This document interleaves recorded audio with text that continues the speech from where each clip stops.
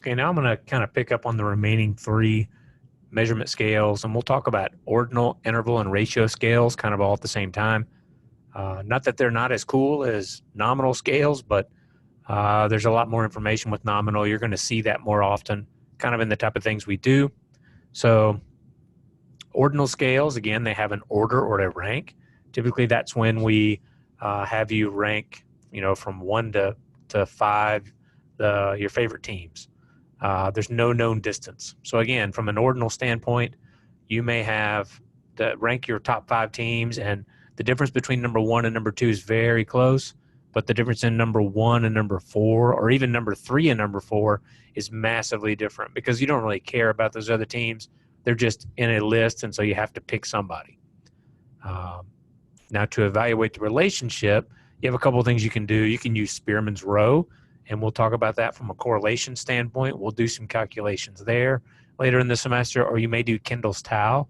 And again, both of those are fairly easy to calculate, and you're going to want to use them when you're dealing with rank order items. So um, we'll get into those a little bit more specific as we move through the semester. Now, interval scales, those are sometimes called continuous data, and they're used in parametric statistics. And when you do some kind of analysis of variance. Now, analysis of variance is abbreviated ANOVA.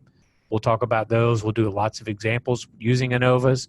And one of the things to remember is the statistical analysis of interval scales. There's a lot of I'm not going to say discrepancies, but I'm going to say opinions from statisticians in the field.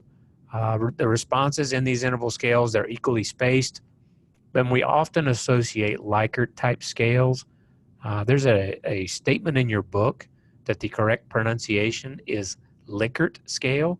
Now, I've heard Likert my entire life, so it's hard for me to make that change, but one of the things to remember when you're doing these type of, you strongly agree, disagree, strongly disagree, those are equally spaced items. When you're evaluating something, there is an equal space or equal amount of like or dislike between those two scales. And so when we do that, there's a couple ways, and we would definitely evaluate which analysis tool you would use based on what you're trying to show. Now, that brings us to ratio scales. And ratio scales, their key element is that they have a true zero, or meaning they have an absence of quantity, meaning you can score a zero, or you may not get any right, or you didn't bring any apples to the barn dance, or whatever that may be. So you get a zero in a quiz. And oftentimes we refer to this in performance tasks. How many free throws can you make? How many questions are you going to get right on this quiz? So when we do that, how many did you get correct? Well, there's a chance you could get zero. And if you do, that's considered a ratio scale. Sometimes temperature's involved. Kelvin's usually always the one that's mentioned. But again, it can be 0 degrees. I think today it's 0 outside. It's pretty cold. And as we move along into the semester, we kind of very quickly breeze through those three types.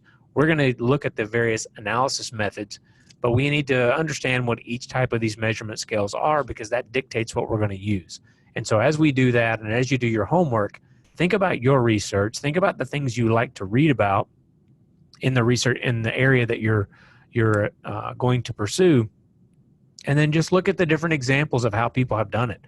Because the best way to get an idea of what you should do is when you model your study or your research or your interest after what other people have already published. So if you have questions about it, let me know, and we'll kind of keep moving through the process here and get right into doing some reliability and validity.